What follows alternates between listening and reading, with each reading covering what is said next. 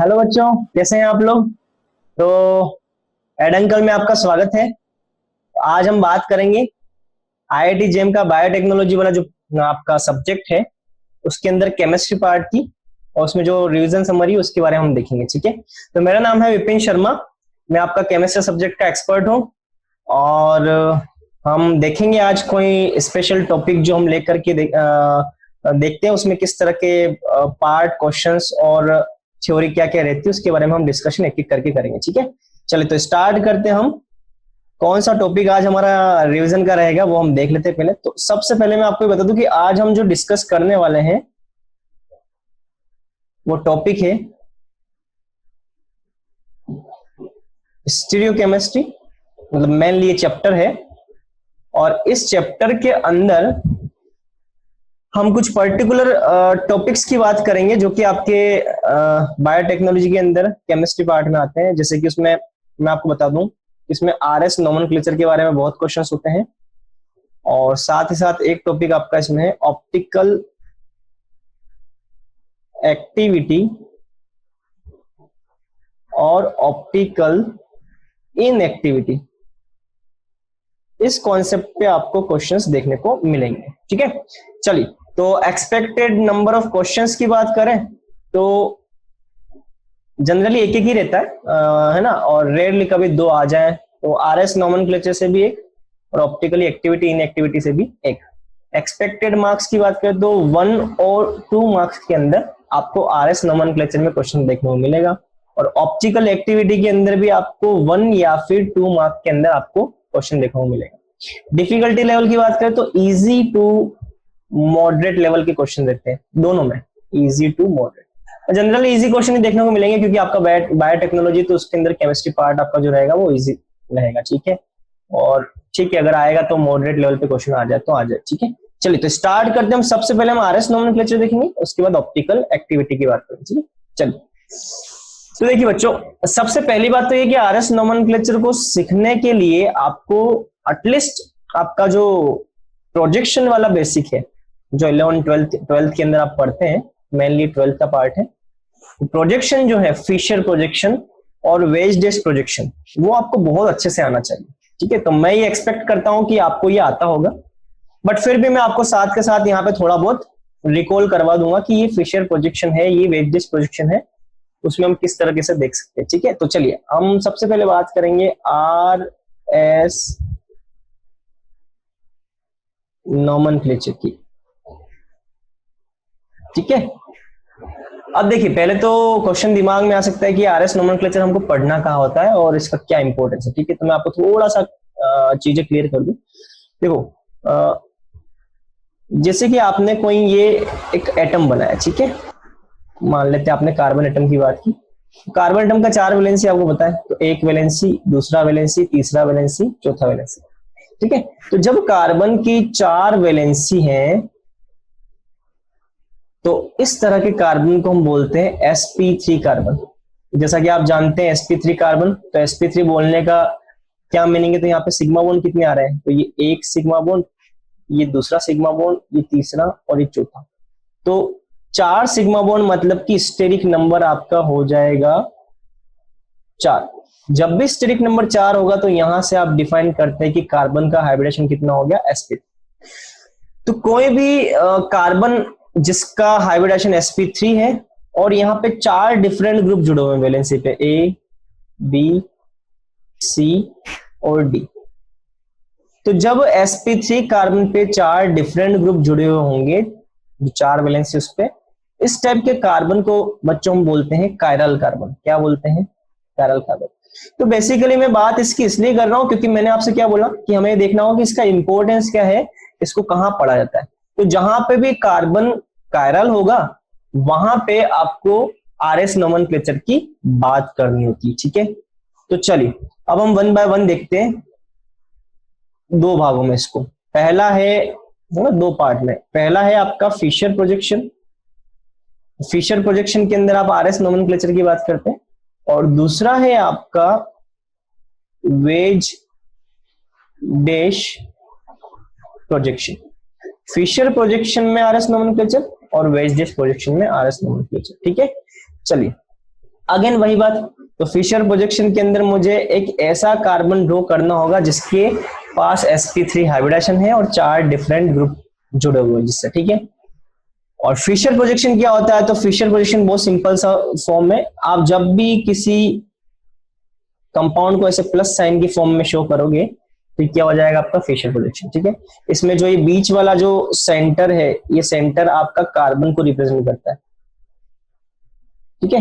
तो ये जब भी प्लस साइन की फॉर्म में आप शो कर रहे हो तो ऐसा कोई प्रोजेक्शन आपको दिखता है, रिप्रेजेंटेशन दिखता है, तो इसको हम बोलते हैं फिशर प्रोजेक्शन।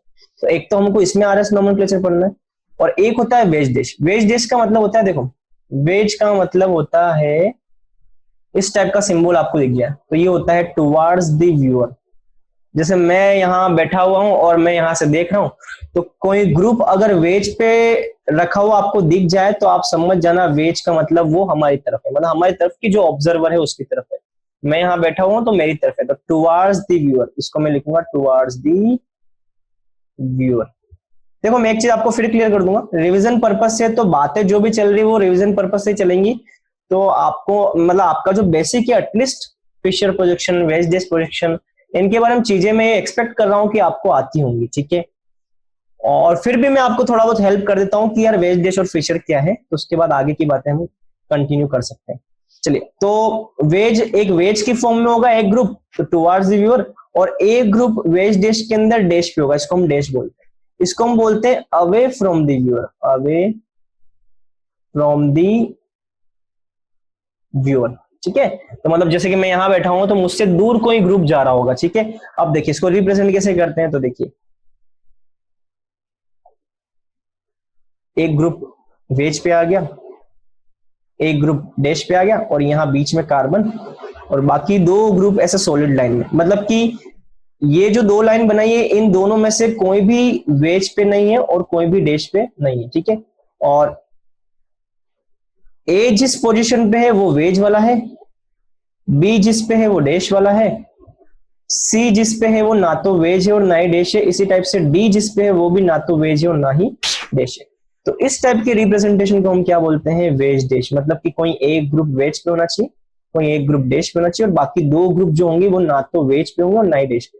और फिशर की बात करें तो फिशर के अंदर प्लस साइन की फॉर्म में आपको इस तरह से प्रोजेक्शन दिखता है, और इसमें भी 4 ग्रुप होंगे। जैसे कि मान लो यहाँ पे आपने ए लिख दिया, यहाँ आपने बी लिख दिया, यहाँ सी लिख दिया, यहाँ आपने डी लिख दिया। तो आपको मैंने क्या बोला था कि ये जो बीच में सेंटर वाला कार्बन है ये कार्बन sp3 है, क्योंकि 4 सिग्मा बॉन्ड है यहाँ पे, देखिए 1 2 3 4, तो 4 सिग्मा बॉन्ड, इसलिए sp3 हाइब्रिडेशन, और चारों पे 4 डिफरेंट ग्रुप है, ए बी सी डी। तो ये क्या हो जाएगा, किरेल कार्बन, क्या हो जाएगा, किरेल कार्बन। तो यहाँ पे इस टाइप के प्रोजेक्शन के अंदर हमको आरएस नोमेनक्लेचर की बात करनी थी। और वेज डैश में भी ये बीच वाला सेंटर वाला जो कार्बन है उस पर 4 डिफरेंट ग्रुप है, तो ये भी क्या हो जाएगा, किरेल कार्बन, क्या हो जाएगा, किरेल कार्बन। चलिए, तो अब स्टार्ट करते हैं हम आगे की बात, मतलब मेन मुद्दे की बात करते हैं कि आरएस नोमेनक्लेचर करना कैसे, ठीक है। तो सबसे पहले मैं आऊंगा फिशर प्रोजेक्शन पे। चलिए, सबसे पहले देखना होगा फिशर प्रोजेक्शन। तो अब आ रहे हैं हम मुद्दे की बात पे। इतनी बातें तो आपको पता होनी चाहिए थी, बट स्टिल मैंने आपको थोड़ी चीजें आपको रिवाइज करा दी। चलिए, फिशर प्रोजेक्शन तो अगेन वही प्लस साइन की फॉर्म में आप कंपाउंड को बनाओगे, तो उसमें सेंटर में आपको क्या दिखाई देगा, कार्बन। अब क्वेश्चन आपके दिमाग में आ सकता है क्या सेंटर में कार्बन होना कंपल्शन है।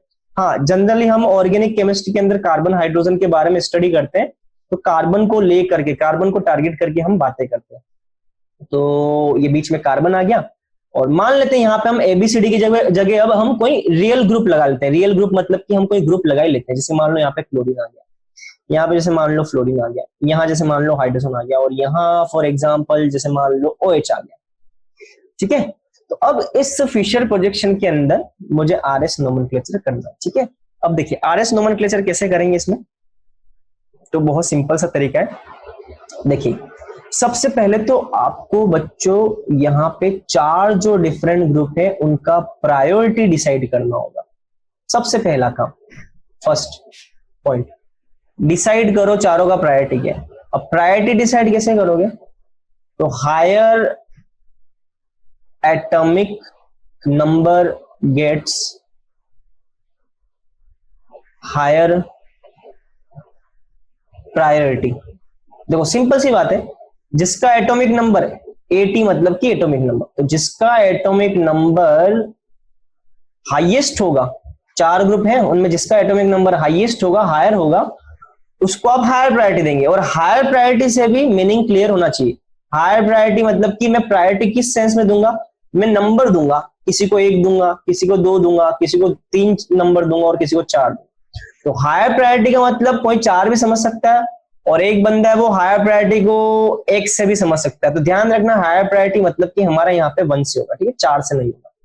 अब देखो जैसे यहाँ पे 4 ग्रुप लगे हुए हैं, एक Cl लगा हुआ है, एक फ्लोरीन लगा हुआ है, एक हाइड्रोजन लगा हुआ है और एक OH ग्रुप लगा हुआ है। तो मैंने आपको क्या बोला, इन चारों का आपको प्रायोरिटी डिसाइड करना सबसे पहला काम। तो प्रायोरिटी कैसे डिसाइड होगा, जिसका एटॉमिक नंबर ज्यादा है। अब एटॉमिक नंबर जिसका सबसे ज्यादा होगा उसको आपको हायर प्रायोरिटी देना है, मतलब कि क्या नंबर देना है, 1। और जिसको आप लोअर प्रायोरिटी देते हो, जब सबसे कम एटॉमिक नंबर होगा उसको आप 4 लिखोगे, ठीक है। चलिए स्टार्ट करें। तो देखो क्लोरीन, फ्लोरीन, हाइड्रोजन और OH, इसमें एटॉमिक नंबर सबसे ज्यादा किसका है, ऑब्वियसली क्लोरीन का।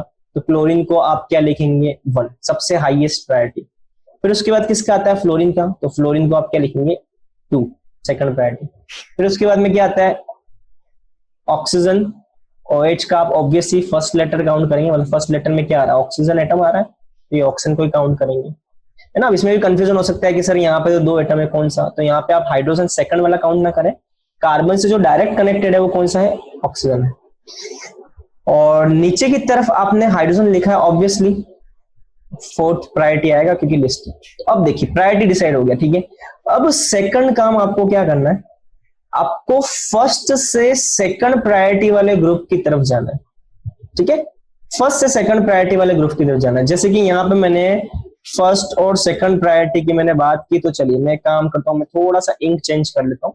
चलिए फर्स्ट और सेकंड प्रायोरिटी की बात की, तो मैंने सेकंड पॉइंट क्या लिखा है, देखो सेकंड पॉइंट मैंने लिखा है आपको 1 से 2 की तरफ जा करके देखना है। चलिए मैं जा करके देखता हूँ, 1 से 2 की तरफ मैं गया, ठीक है। अभी रोटेशन क्या आ रहा है, क्लॉकवाइज। इस टाइप से आपको रोटेशन दिख सकता है, या तो क्लॉकवाइज दिख सकता है जैसे यहाँ पे क्लॉकवाइज दिख रहा है, या फिर आप हो सकता है 1 से 2 की तरफ जाए तो आपको एंटी क्लॉकवाइज रोटेशन दिख सकता है ना। तो अगर आपको क्लॉकवाइज रोटेशन दिखता है तो आपको आंसर R लिखना है, और अगर आपको एंटी क्लॉकवाइज रोटेशन दिखता है तो आपको आंसर S लिखना है। लेकिन कंडीशन, मैं कंडीशन लिख लेता हूं, ऐसा आप तभी कर सकते हो जब 4th प्रायोरिटी ग्रुप जो हो, 4th प्रायोरिटी ग्रुप वो कहां आ जाए, वर्टिकल पे आ जाए। कहां आ जाए, वर्टिकल पे आ जाए। अब वर्टिकल में 2 लोग हैं, वर्टिकल में अप भी वर्टिकल में आता है और डाउन भी वर्टिकल में आता है। तो अब देखिए 4th प्रायोरिटी ग्रुप आपका कौन सा, हाइड्रोजन। तो हाइड्रोजन कहां आ रहा है, वर्टिकल में तो आ रहा है, ये डाउन में आ रहा है। अब डाउन होगा तब भी आप वर्टिकल ही बोलोगे, इसका मतलब ठीक है ये कंडीशन को फुलफिल कर रहा है।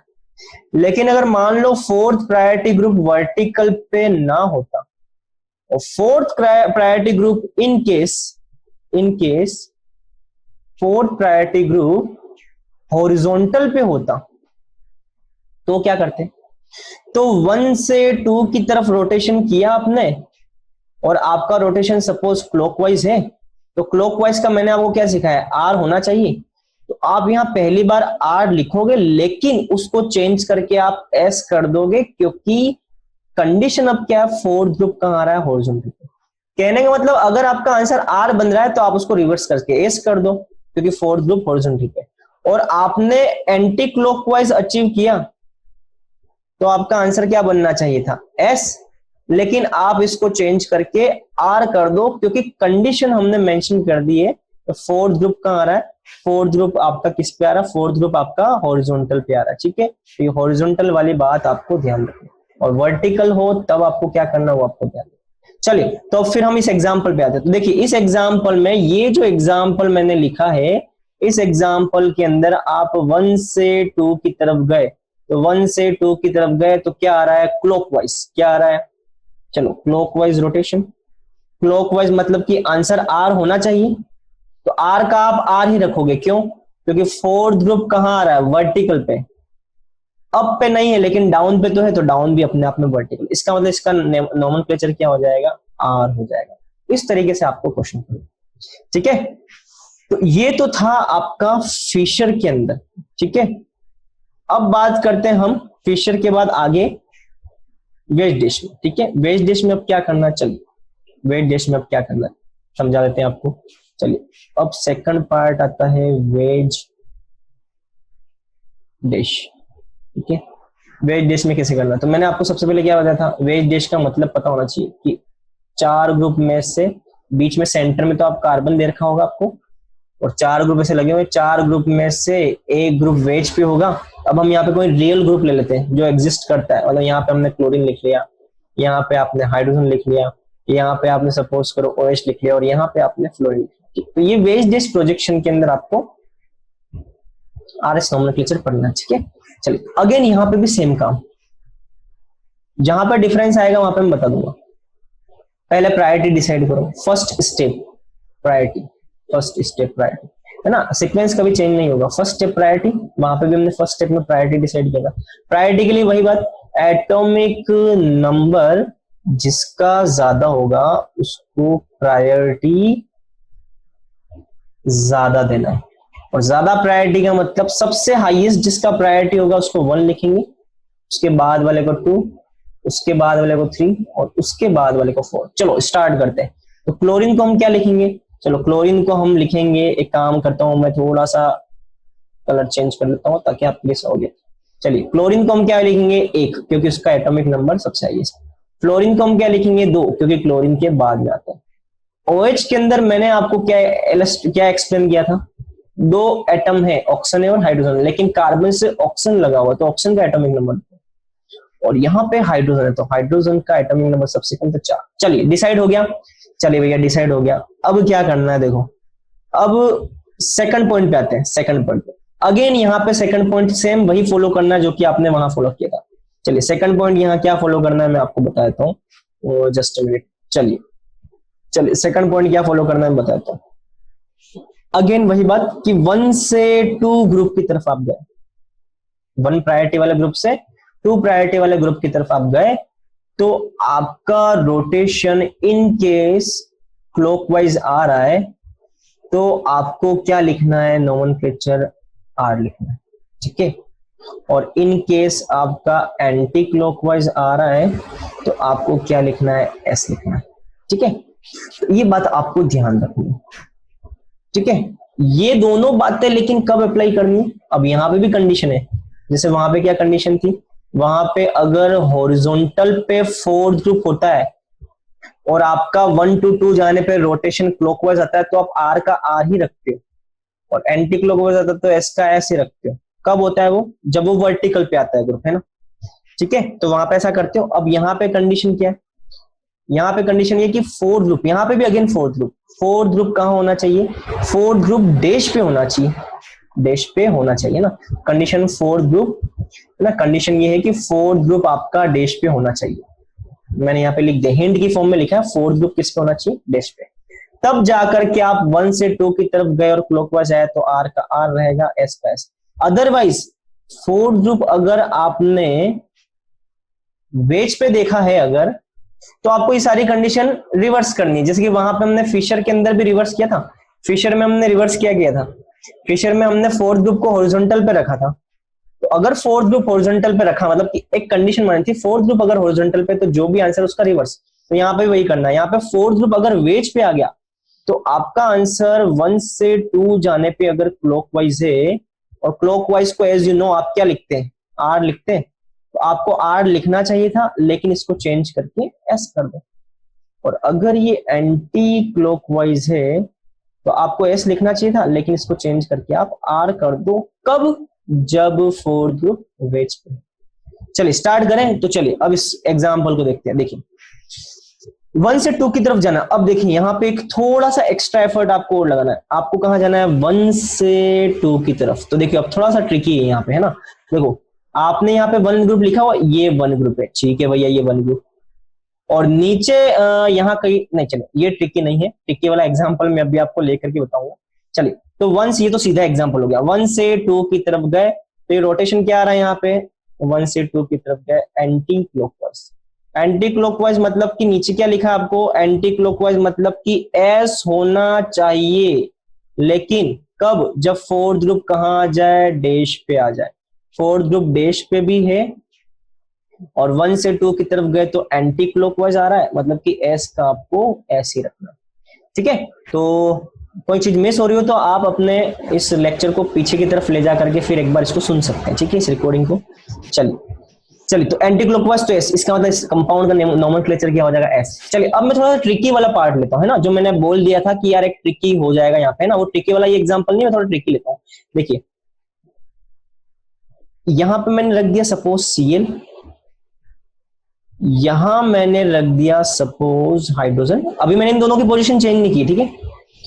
यहां मैंने रख दिया फ्लोरीन और यहां मान लो रख दिया मैंने OH। चलो अब नंबर डिसाइड करते हैं, 1, इसको 2, इसको 3, इसको 4, ठीक है। अब देखो 1 से 2 की तरफ जाए, अब 1 से 2 की तरफ कैसे जाओगे भैया, बताओ आप मुझे। 1 से 2 की तरफ जा नहीं सकते क्योंकि राइट हैंड साइड में ये 4 ग्रुप आ रहा है और लेफ्ट हैंड साइड की तरफ ये 3 ग्रुप आ रहा है, मतलब कि मैं 1 से 2 की तरफ डायरेक्ट तो नहीं जा सकता, है ना। चलिए, तो अब ऐसा जब भी हो जाए ना तो थोड़ा सा आपको केयरफुल रहना है। आप 1 से 2 की तरफ जाओ तो 4 को क्रॉस होकर के जा सकते हो, ये रूल है, ठीक है। लेकिन 1 से 2 की तरफ अगर आपको जाना है तो बीच में अगर 3 आ रहा हो ना, वहां से आप नहीं जा सकते। तो चलिए स्टार्ट करते हैं। अब देखिए, तो 1 से 2 की तरफ, अब 1 से 2 की तरफ अगर मैं इस डायरेक्शन से जाता तो बीच में कौन आ रहा था, 3, तो मुझे नहीं जाना है क्योंकि मुझे पता है कि यार 3 अगर आएगा तो मैं नहीं जाऊंगा, रूल के अंदर है। इसका मतलब दूसरी डायरेक्शन देखो, दूसरी डायरेक्शन क्या है, दूसरी डायरेक्शन ये 1 से 2 की तरफ आप 4 को क्रॉस होकर के जा सकते हो, बीच में 4 आ रहा है। इसका मतलब अब बताओ रोटेशन क्या आ रहा है, अब ये रोटेशन आ रहा है क्लॉकवाइज, क्या आ रहा है, क्लॉकवाइज।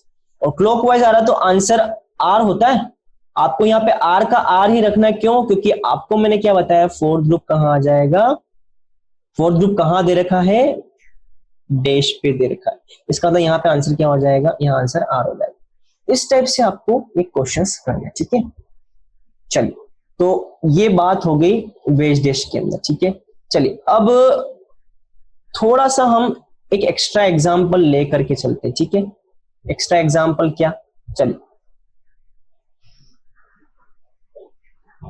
एक्स्ट्रा एग्जांपल मतलब कि थोड़ा सा हम एक, मतलब बहुत ज्यादा टफ लेवल नहीं है लेकिन जो पढ़ा उससे थोड़ा एक एक्स्ट्रा लेवल है, ताकि आपको क्वेश्चन अगर कोई आता है तो उसमें सहूलियत हो, इस टाइप का क्वेश्चन आता है, ठीक है।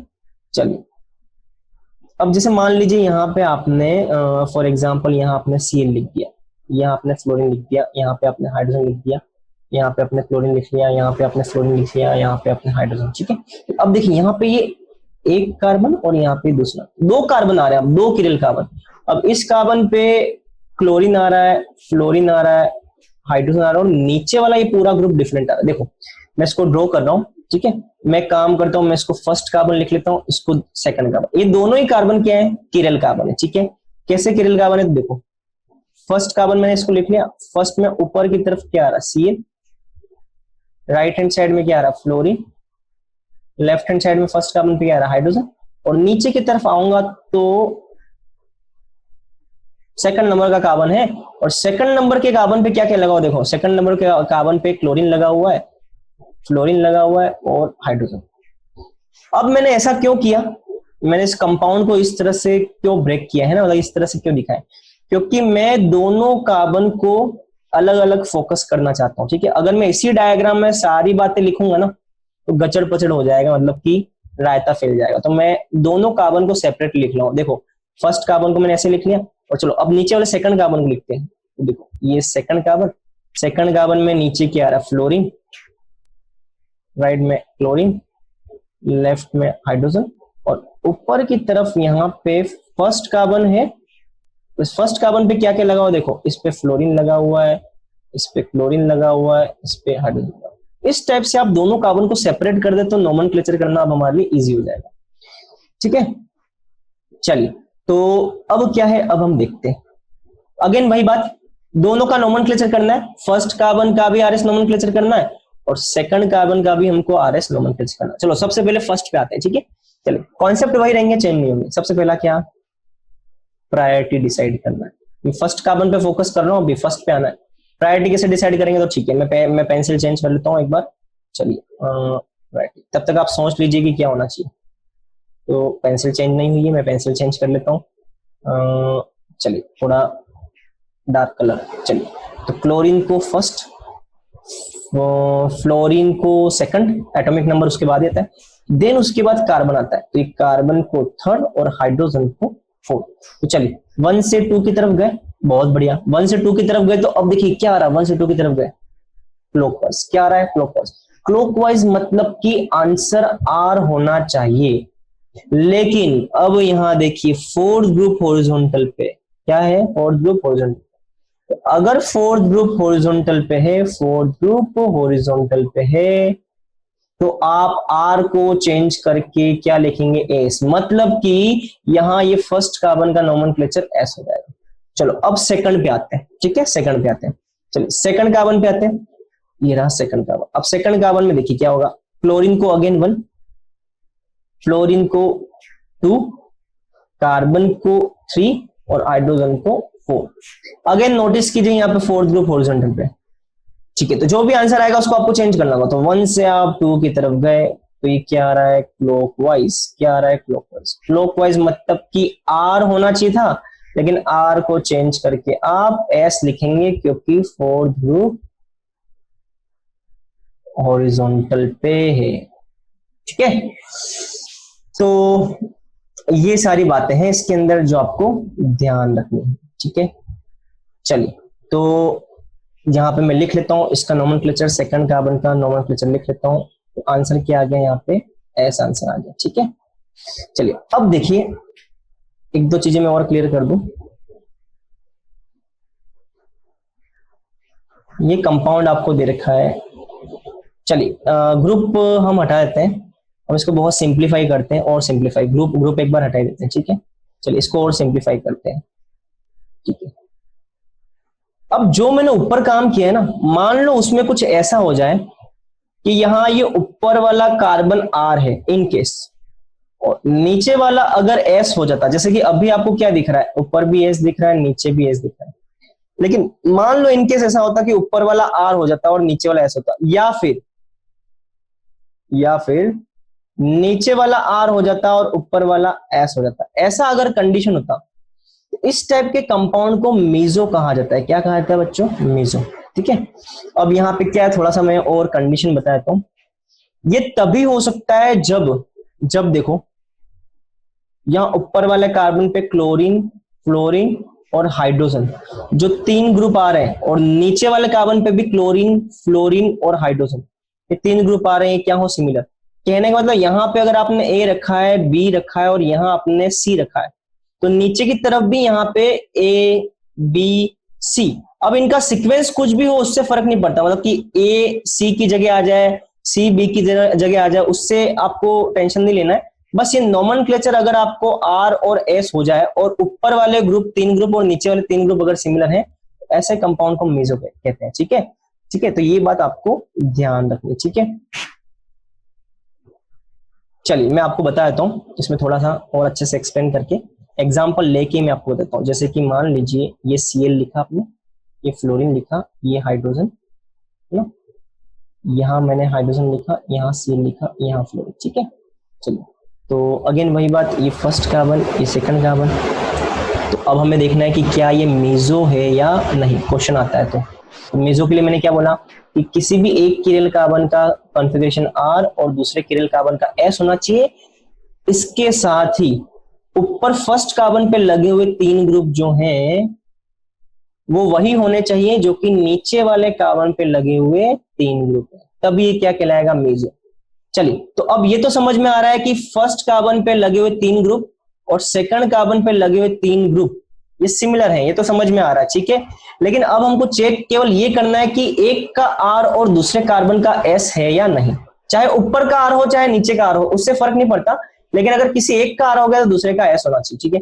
चलिए अब इसको हम करके देखते हैं। चलिए मैं सबसे पहले फर्स्ट कार्बन को ड्रॉ कर लेता हूँ। ये फर्स्ट कार्बन, यहाँ पे Cl, यहाँ पे फ्लोरीन, और यहाँ पे सेकंड कार्बन जो है, सेकंड कार्बन पे फ्लोरीन आ जाएगा और हाइड्रोजन। देखो सेकंड कार्बन पे 3 लोग लगे हुए, फ्लोरीन, फ्लोरीन और हाइड्रोजन। क्लोरीन, फ्लोरीन और हाइड्रोजन। चलिए, और यहाँ पे आ जाएगा आपका हाइड्रोजन। तो मैं इसको क्या लिखूंगा, 1 लिखूंगा, इसको मैं 2 लिखूंगा, कार्बन को मैं 3 लिखूंगा और यहाँ मैं 4 लिखूंगा। 1 से मैं 2 की तरफ जाऊंगा तो ये क्या आ रहा है, रोटेशन एंटी क्लॉकवाइज। क्या आ रहा है, एंटी क्लॉकवाइज। एंटी क्लॉकवाइज मतलब कि आंसर एस होना चाहिए था, लेकिन ये चेंज होकर के आर हो जाएगा, क्योंकि फोर्थ ग्रुप कहाँ आ रहा है, हॉरिजॉन्टल पे। इसका मतलब फर्स्ट कार्बन का आंसर क्या हो जाएगा, फर्स्ट कार्बन का आंसर हो जाएगा, चलो पेंसिल चेंज कर लेते हैं, फर्स्ट कार्बन का आंसर हो जाएगा आर। चलिए, अब हम आते हैं नीचे वाले कार्बन पे, है ना। चलिए सेकंड कार्बन पे, चलिए सेकंड कार्बन पे, ये सेकंड कार्बन, यहाँ पे क्या है, यहाँ क्लोरीन, यहाँ नीचे की तरफ फ्लोरीन, ऊपर फर्स्ट कार्बन है। इस फर्स्ट कार्बन पे क्या क्या लगा हुआ, देखो फर्स्ट कार्बन पे क्लोरीन लगा हुआ, फ्लोरीन लगा हुआ और हाइड्रोजन। तो मैं यहाँ लिख लेता हूँ क्लोरीन, फ्लोरीन और हाइड्रोजन। यहाँ पे लेफ्ट हैंड साइड में हाइड्रोजन, ठीक है। चलिए, तो अब प्रायोरिटी देते हैं। पहले प्रायोरिटी तो इसको 1 देंगे, फ्लोरीन को 2 लिखेंगे, कार्बन को 3 लिखेंगे और हाइड्रोजन को 4 लिखेंगे। तो 1 से 2 की तरफ गए तो ये क्या आ रहा है, क्लॉकवाइज। क्या आ रहा है, क्लॉकवाइज। और क्लॉकवाइज आ रहा है तो मतलब आंसर आर होना चाहिए था, लेकिन यहाँ पे फोर्थ ग्रुप हॉरिजॉन्टल पे है, तो आर को चेंज कर दो और एस लिख दो, ठीक है।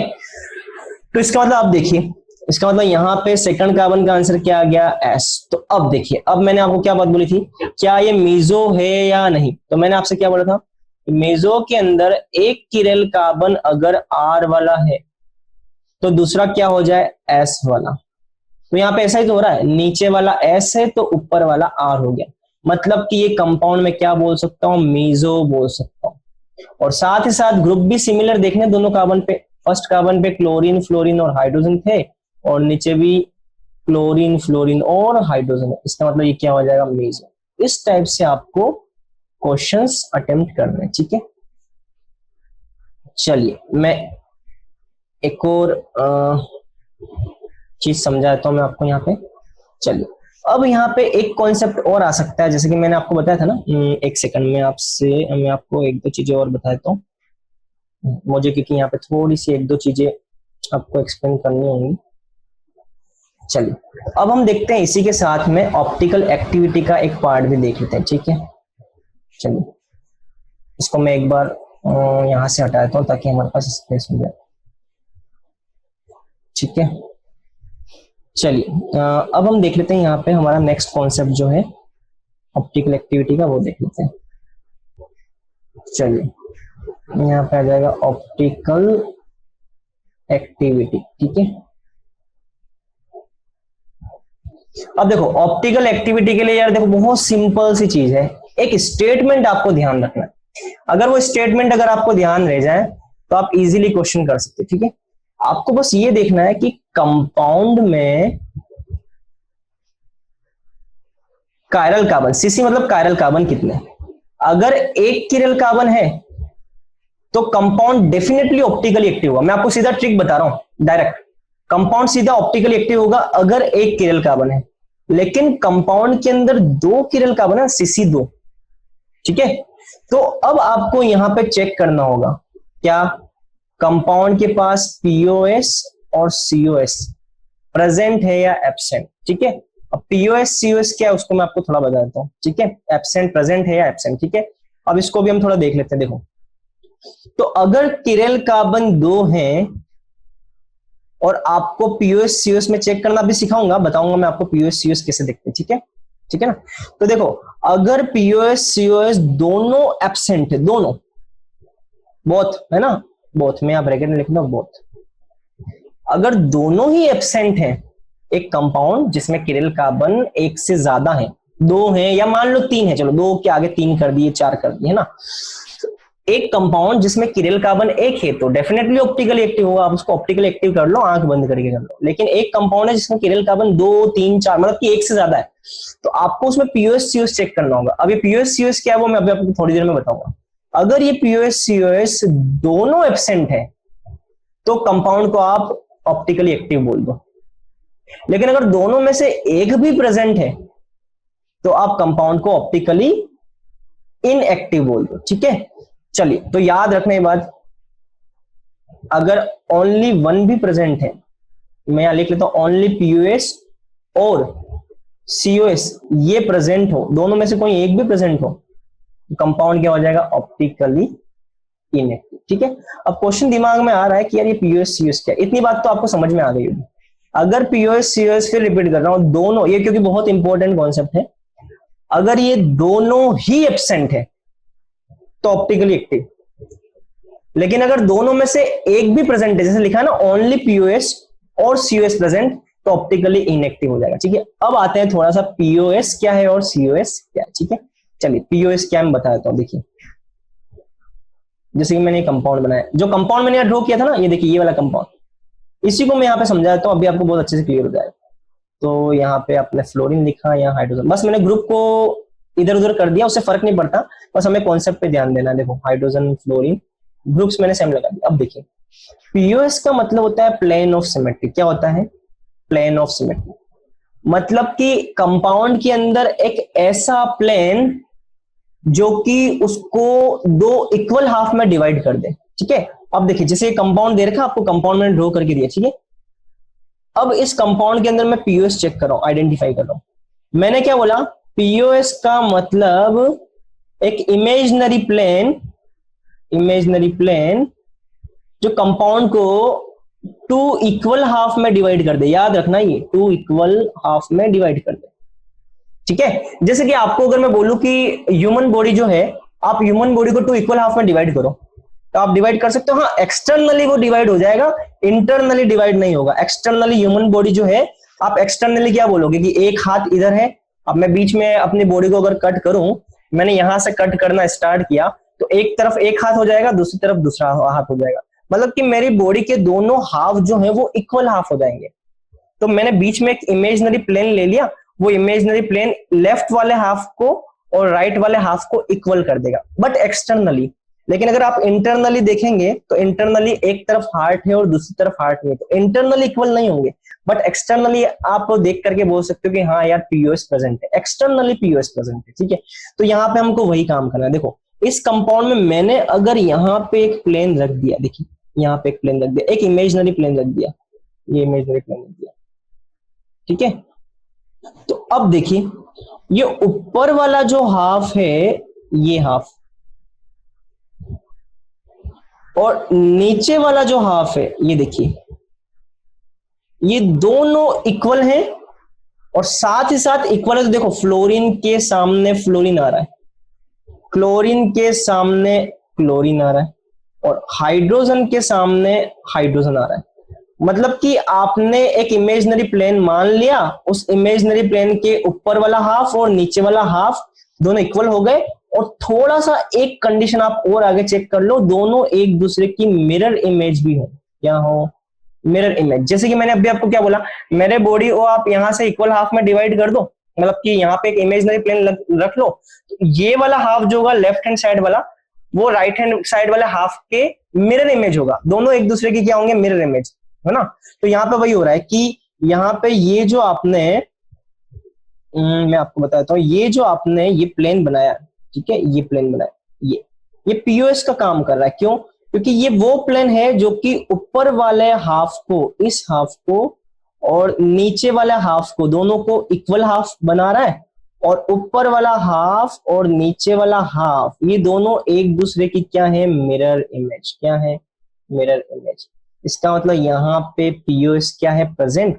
और पीओएस प्रेजेंट है तो मैंने आपको क्या बोला कि अगर दोनों में से कोई भी एक प्रेजेंट हो तो कंपाउंड क्या हो जाएगा, ऑप्टिकली इनएक्टिव। इसका मतलब ये जो कंपाउंड ड्रॉ कर रखा है ये क्या हो जाएगा, ऑप्टिकली इनएक्टिव हो जाएगा, क्योंकि इसमें पीओएस प्रेजेंट है। तो ये आपको बात ध्यान रखनी है। ठीक है, चलिए अब हम देखते हैं एक और एग्जांपल। ठीक है, सीओएस का एग्जांपल देखते हैं। ठीक है, सीओएस का, चलिए सीओएस का एग्जांपल देखते हैं हम। चलिए ठीक है, बहुत बढ़िया। चलिए देखते हैं अब सीओएस का एग्जांपल। ठीक है, स्टार्ट करते हैं। देखिए सीओएस क्या होता है देखते हैं।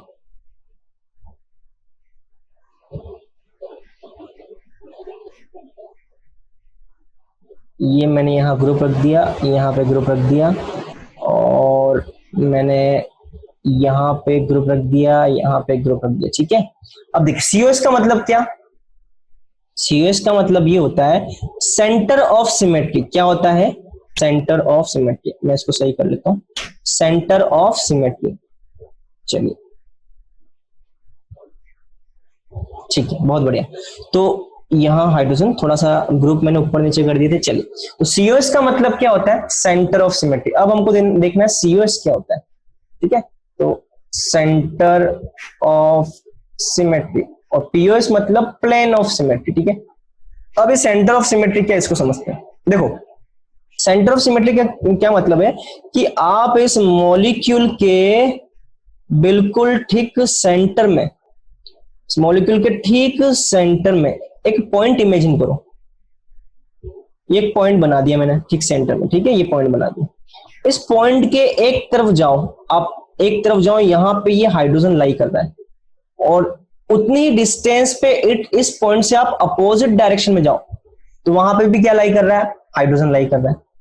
ठीक है, इस पॉइंट से आप नीचे की तरफ यहां आओगे तो क्लोरीन लाई कर रहा है, और इस पॉइंट से आप ठीक अपोजिट उतनी ही डिस्टेंस पे आप जाओगे तो अपोजिट भी क्लोरीन लाई कर रहा है। मतलब कि एक ऐसा पॉइंट जिससे आप किसी पर्टिकुलर एक डायरेक्शन में जाओ, तो जितनी लेंथ पर जो ग्रुप आपको दिखाई दे रहा है, उस पॉइंट से अपोजिट डायरेक्शन में उतनी लेंथ पर जाने पर उस ग्रुप का रिपीटेशन होना चाहिए, जैसा कि यहाँ पे हो रहा है। तो ये जो पॉइंट है, इसी को हम बोलते हैं सेंटर ऑफ सिमेट्री, जिसका हम सिंबल क्या रिप्रेजेंट करते हैं? आई से। इसको हम आई से रिप्रेजेंट करते हैं। ठीक है, चलिए एक एग्जांपल मैं आपको और देना चाहूंगा, जैसे कि मान लीजिए, चलिए एक अच्छा एग्जांपल लेते हैं। यहां मैंने फ्लोरीन रख दिया, यहाँ पे इन केस मान लो मैंने फ्लोरीन की जगह यहाँ पे साइनाइड ले लेते। चलो साइनाइड ले लेते हैं, यहाँ पे साइनाइड ले लेते हैं, यहाँ पे कॉपर ले लेते हैं, यहाँ पे साइनाइड ले लेते हैं, यहाँ पे साइनाइड ले लेते हैं। ठीक है, और इस पे -2 चार्ज ले लेते हैं। ठीक है, ठीक है, तो ये -4 और -2। ठीक है, तो कॉपर पे +2 हो जाएगा। चलिए ठीक है, अब देखिए ये स्क्वायर प्लेनर कंपाउंड है। क्या है? Square planar compound. ठीक है, अब यहाँ बीच में आपको क्या दिख रहा है? कॉपर। तो कॉपर से आप देखिए, मैं पेंसिल चेंज करता हूं, ज्यादा अच्छा रहेगा। ठीक है, तो कॉपर से आप एक पर्टिकुलर डिस्टेंस में जाइए तो आपको यहाँ साइनाइड दिख रहा है, उससे ठीक अपोजिट जाइए तो यहाँ पे भी आपको साइनाइड दिख रहा है, उतनी ही डिस्टेंस में अपोजिट का साइनाइड दिख रहा है। चलिए दूसरी डायरेक्शन देखते हैं। यहाँ पे गए तो यहाँ पे एक पर्टिकुलर डिस्टेंस पे आपको साइनाइड दिख रहा है, और उस कॉपर से आप ठीक अपोजिट गए तो आपको यहाँ पे भी आपको साइनाइड दिख रहा है। कहने का मतलब कॉपर एक सेंटर का काम कर रहा है, उस सेंटर से आप किसी पर्टिकुलर एक डायरेक्शन में गए तो जो ग्रुप आपको दिखाई दे रहा है किसी पर्टिकुलर डिस्टेंस पे, उस कॉपर वाले सेंटर से आप ठीक अपोजिट उतनी डिस्टेंस पे जाते हैं तो आपको सेम ग्रुप का रिपीटेशन दिख रहा है। इसका मतलब यहाँ पे भी क्या प्रेजेंट है? यहाँ पे भी सेंटर ऑफ सिमेट्री प्रेजेंट है। तो इसका मतलब ये वाला कंपाउंड भी क्या हो गया? Optically inactive. आपको बताया था ना, सेंटर ऑफ सिमेट्री प्रेजेंट हो तो ये क्या होता है? ऑप्टिकली इनएक्टिव होता है। ठीक है, तो ये ऑप्टिकली इनएक्टिव हो जाएगा। तो इस टाइप से आपको ये क्वेश्चंस करने हैं। ठीक है, चलिए अब आते हैं हम क्वेश्चन पे। ठीक है, देखिए अब एग्जाम में क्या क्या क्वेश्चन है उनकी बात करते हैं। देखिए ये आपके सामने एक कंपाउंड मैंने दिया है। ठीक है, ठीक है, चलिए स्टार्ट करते हैं। तो ये आपके सामने मतलब कि एक क्वेश्चन है जिसमें लिखा हुआ of the given isomer of molecule first and second the meso form is. Meso, चलिए मेसो मतलब मैंने क्या बताया था आपको? मेसो मतलब मैंने आपको क्या बताया था कि एक ऐसा कंपाउंड जिसमें कि एक किरेल कार्बन पे लगे हुए जो भी ग्रुप है, जैसे यहाँ हाइड्रोजन है, यहाँ क्लोरीन है, या फ्लोरीन है, तो यही 3 ग्रुप नीचे की तरफ भी आने चाहिए, क्लोरीन, हाइड्रोजन और फ्लोरीन। एटलीस्ट ये पहली कंडीशन तो सेटिस्फाई करे ही करे, है ना। अगर यही कंडीशन सेटिस्फाई नहीं कर रही तो मेसो हो ही नहीं सकता। तो चलो यहाँ पे देख लेते हैं हम। देखो फर्स्ट कंपाउंड देखता हूं मैं। फर्स्ट कंपाउंड देखो, फर्स्ट कंपाउंड क्या? देखो CH। देखो फर्स्ट कंपाउंड में काम करता हूं, इसको यहाँ पे एक बार लिख लेता हूं, CHBr CH3 यहाँ आगे लिखा हुआ CHCl CH3। चलिए मैं इसको एक बार ड्रॉ करता हूँ, देखो क्या है, CH, यहाँ Br, यहाँ पे CH3 और यहाँ CH, यहाँ Cl CH3। अब आप मुझे देख के बताइए कि क्या इसमें आपकी ये कंडीशन सेटिस्फाई हो रही है कि ऊपर वाले किरल कार्बन और नीचे वाले किरल कार्बन पे जो ग्रुप हैं, जैसे ये ऊपर वाले किरल कार्बन पे यहाँ पे जो ग्रुप आ रहे थे तीनों ग्रुप, वही तीनों ग्रुप नीचे वाले किरल कार्बन पे होने चाहिए थे, यहाँ तो सेटिस्फाई हो रही थी। क्या यहाँ पे है क्या, ये देखिए, तो ये एक किरल कार्बन, ठीक है, ये एक किरल कार्बन, ठीक है, ये दूसरा किरल कार्बन, ठीक है। तो इस फर्स्ट किरल कार्बन पे देखिए क्या क्या लगा हुआ, हाइड्रोजन लगा हुआ, तो यहाँ दूसरे किरल कार्बन पे भी हाइड्रोजन तो है। यहाँ पहले है ना, ये दूसरा लिख लेता हूँ, यहाँ पहले किरल कार्बन पे यहाँ CH3 है, तो दूसरे पे भी यहाँ CH3 तो है। लेकिन यहाँ पहले किरल कार्बन पे देखो नीचे यहाँ Br है और यहाँ दूसरे किरल कार्बन पे क्या है, Cl है। इसका मतलब सारे के सारे ग्रुप सिमिलर नहीं है, एक जगह Br आ गया तो एक जगह Cl आ गया, इसका मतलब ये कभी भी मेसो नहीं हो सकता। इसका मतलब ये वाला कंपाउंड फर्स्ट वाला तो कभी भी मेसो नहीं बना सकता। तो देखो इसमें दो ऑप्शन रिजेक्ट हो गए, ए वाला और सी वाला ऑप्शन, ये दोनों क्या हो गए, रिजेक्ट हो गए। अब आते हैं बी और डी पे। चलिए बी और डी पे है ना, चलिए बी और डी दोनों किसके लिए है, सेकंड कंपाउंड के लिए। किसके लिए, सेकंड। चलिए सेकंड कंपाउंड, इस सेकंड वाले कंपाउंड को सोल्व करते हैं। चलिए सेकंड वाले कंपाउंड को सोल्व करते हैं। देखिए CH3 CH Cl CH Cl CH3, इसको मैं ड्रॉ करता हूं थोड़ा अच्छे से, CH Cl CH Cl CH3 CH3। अब देखो ये फर्स्ट कार्बन, ये सेकंड कार्बन, फर्स्ट किरल कार्बन पे हाइड्रोजन है बिल्कुल, सेकंड किरल कार्बन पे हाइड्रोजन है बिल्कुल, फर्स्ट किरल कार्बन पे CH3 है बिल्कुल, सेकंड पे भी CH3, बहुत अच्छी बात है। फर्स्ट पे Cl है और सेकंड पे भी Cl है, इसका मतलब लेफ्ट हैंड में आने वाले फर्स्ट किरल कार्बन पे जो ग्रुप हैं वही ग्रुप राइट हैंड में आने वाले सेकंड किरल कार्बन पे। तो चलो first condition satisfied, first condition satisfied. अब आते हैं सेकंड कंडीशन पे। सेकंड कंडीशन मैंने आपको क्या बताई थी, सेकंड कंडीशन बताई थी कि एक किरल कार्बन का अगर आप कॉन्फ़िगरेशन R लिखते हैं तो सेकंड किरल कार्बन का S होना चाहिए। तो चलिए देखते हैं बी और सी में ऐसा, बी और डी में ऐसा कहां दे रखा है, देखो बी में यहां दे रखा है कि RS आइसोमर। हाँ तो बिल्कुल सही बात है, एक किरल कार्बन का आपने R लिख लिया तो दूसरे का आपने S लिख लिया, इसका मतलब option B should be correct. ठीक है, तो आंसर हो जाएगा बी। ये क्वेश्चन आ चुका है आपके IIT जेम BT के अंदर आ चुका है, एक IIT जेम के एक एग्जाम में आ चुका है, ठीक है, एक ईयर के अंदर आ चुका है। ठीक है, चलिए आप पेपर सॉल्व करते होंगे प्रीवियस ईयर्स के, तो उसमें आपको ये क्वेश्चन मिल जाएगा। चलिए नेक्स्ट क्वेश्चन पे आते हैं। अब लिखा है a chiral molecule among the following first second third fourth. चलिए अब यहाँ पे क्या झमेला है, ठीक है, देखिए आपको मैंने अभी बताया था ना ऑप्टिकली इनएक्टिव और ऑप्टिकली एक्टिव बताया था ना, तो एक बात ध्यान रखना, ऑप्टिकल इनएक्टिव कंपाउंड जो होते हैं ना वो सारे के सारे क्या होते हैं, एसी, एसी मतलब कि ए कायरल, और ऑप्टिकली एक्टिव जो है ना उन कंपाउंड को आप क्या बोलते हैं, कायरल। बस ये स्टेटमेंट अगर आपको पता है तो डेफिनेटली आपसे क्वेश्चन कभी गलत नहीं होगा। चलिए तो ऑप्टिकली इनएक्टिव कंपाउंड है तो हम निश्चित तौर पे उसको डेफिनेटली क्या बोलेंगे, ए कायरल। तो हमको ये देखना है कि the achiral molecule of the following, ठीक है, चार दे रखे, तो अकायरल मतलब कि मुझे यहाँ पे क्या चेक करना है, बेसिकली ऑप्टिकली इनएक्टिव चेक करना है। चलिए, और ऑप्टिकली इनएक्टिव चेक करने के लिए मैंने क्या बोला, POS और COS दोनों में से कोई एक प्रेजेंट हो जाए।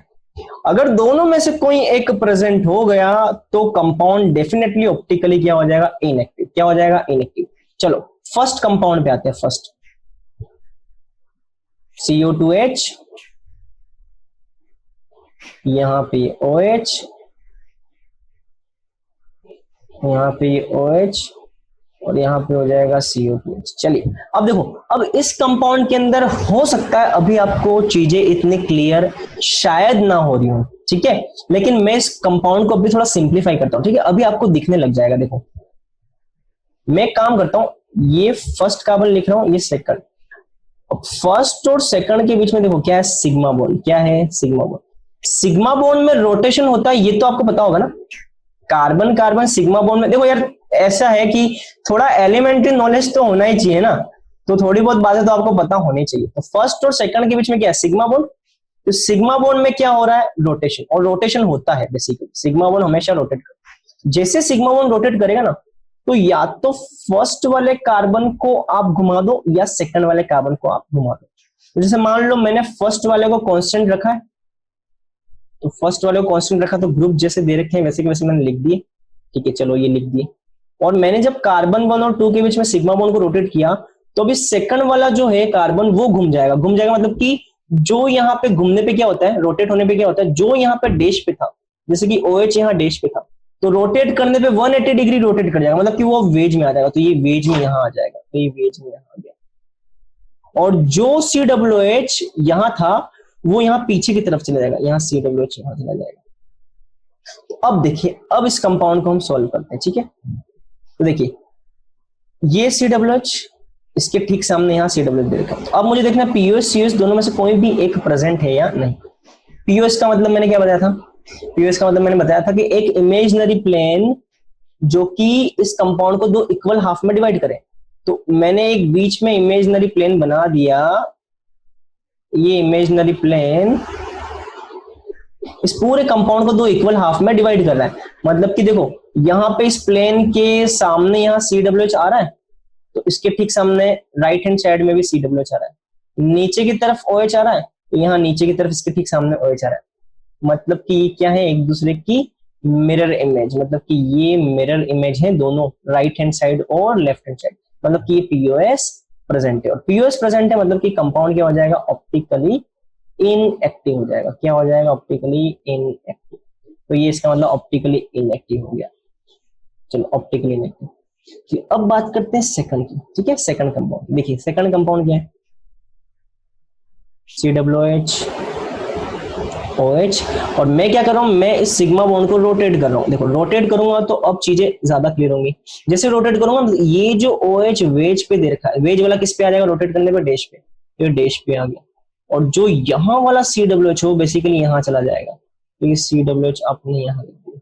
अब देखो, अब अगर मैं बीच में इमेजिनरी प्लेन लेता हूं, तो इस प्लेन के लेफ्ट हैंड साइड में OH है, तो यहाँ OH दिख तो रहा है आपको, बट बेसिकली सामने नहीं, क्योंकि यहाँ पे ये ग्रुप किस पे है, डैश पे है, डैश पे। और ये वाला ग्रुप किस पे है, वेज पे, किस पे है, वेज पे। इसका मतलब ये POS तो एब्सेंट है, POS नहीं एब्सेंट, ठीक है। चलिए POS एब्सेंट है। अब बात करेंगे COS की। चलिए COS के लिए मैं क्या करूंगा, COS के लिए मैंने क्या किया कि COS के लिए यहाँ बीच में मैं एक सेंटर मानता हूँ, उस सेंटर के एक डायरेक्शन में मैं जाऊंगा, तो जो ग्रुप मुझे मिल रहा है जितने डिस्टेंस में, उसे ठीक अपोजिट जाने पर वही ग्रुप मिलना चाहिए। लेकिन यहाँ पे वो ग्रुप ना मिल करके क्या मिल रहा है, OH मिल रहा है। इसका तो यहाँ पे COS भी क्या है, एब्सेंट। COS POS दोनों एब्सेंट हो तो कंपाउंड ऑप्टिकली एक्टिव होता है, लेकिन हमें ऑप्टिकली इनएक्टिव चाहिए अकायरल के लिए, मतलब कि ये ऑप्टिकली एक्टिव हो जाएगा। ऑप्टिकली एक्टिव होगा तो ये कायरल कहलाएगा, ना कि एकायरल। और फर्स्ट वाला ऑप्टिकली इनएक्टिव है, मतलब कि एकायरल हो जाएगा। ठीक है, थर्ड पे आते हैं, थर्ड वाला।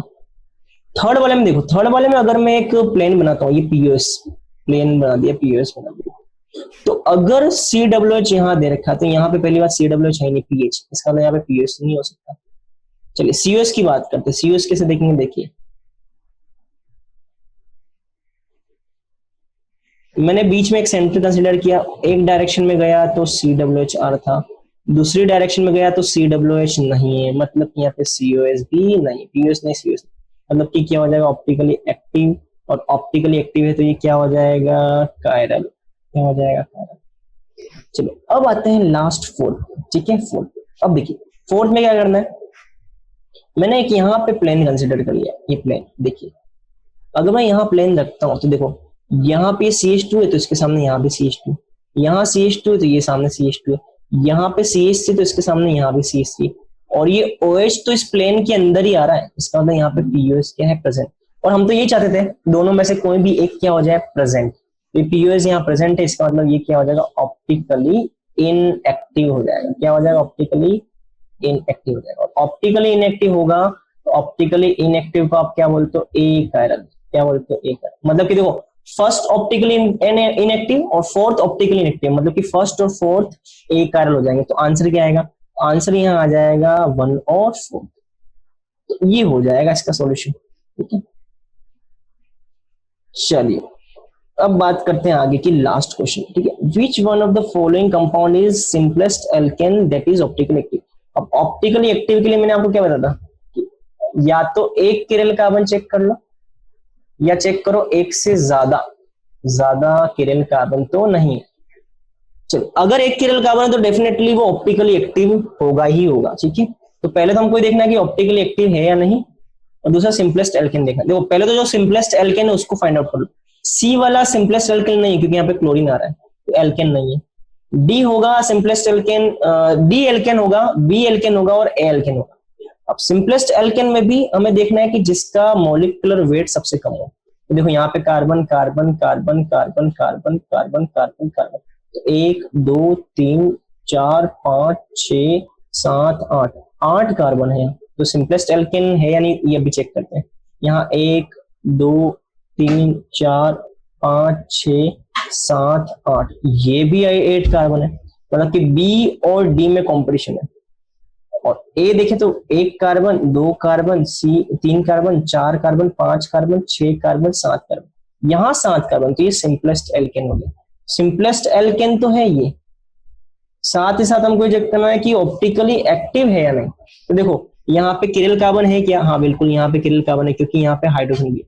तो देखो ये वो कार्बन है जिसपे यहाँ पे CH3 ग्रुप लगा हुआ है, यहाँ पे हाइड्रोजन ग्रुप लगा हुआ है, ये पूरा ग्रुप। एक काम करता हूँ मैं इसको नेक्स्ट स्लाइड में सोल्व कर लेता हूँ। चलिए यहाँ पे देखो, तो ये रहा ए वाला ऑप्शन, तो ये एक कार्बन, इस पे एक हाइड्रोजन लगा हुआ है, एक यहाँ पे CH3 लगा हुआ है, ये वाला पूरा ग्रुप CH3 हाइड्रोजन से डिफरेंट है, और ये वाला ग्रुप जो है ये 2 कार्बन वाला ग्रुप है जो कि डिफरेंट, बाकी एक किरल कार्बन हो गया और सिंपलेस्ट एल्केन भी हो गया, मतलब कि आंसर आपका ए ही हो जाएगा। ठीक है, इस टाइप से देखिए हमने कुछ क्वेश्चंस देखे, क्वेश्चंस के साथ साथ हमने थ्योरी देखी, तो आई होप आपको ये चीजें समझ में आ गई होंगी। तो इन सबको आप रिवाइज करें और अच्छे से पढ़ लें। ठीक है बच्चों, चलिए तो एक चीज मैं आपको क्लियर कर दूं कि हमारे एड अंकल की खास बात की यार, आपको किसी भी तरह का कोई डाउट है तो आप हमारा जो एड अंकल का जो ऐप है उसको डाउनलोड कीजिए। उस ऐप पे जाकर के आप किसी भी तरह के क्वेश्चंस वगैरह हो तो आप वहाँ पे अपनी क्वेरीज डाल सकते हैं, आपको वहाँ पे हमारा स्टडी मटेरियल मिल जाएगा। ठीक है, आप उसको ऑनलाइन परचेस भी कर सकते हैं। और कहाँ से आपको ये देखना है तो ये गूगल प्ले स्टोर जो है वहां जाकर के आप इसको डाउनलोड कर सकते हैं। ठीक है, चलिए तो तब तक के लिए बाय बाय, टेक केयर, और मिलते हैं नेक्स्ट वीडियो के साथ। बाय।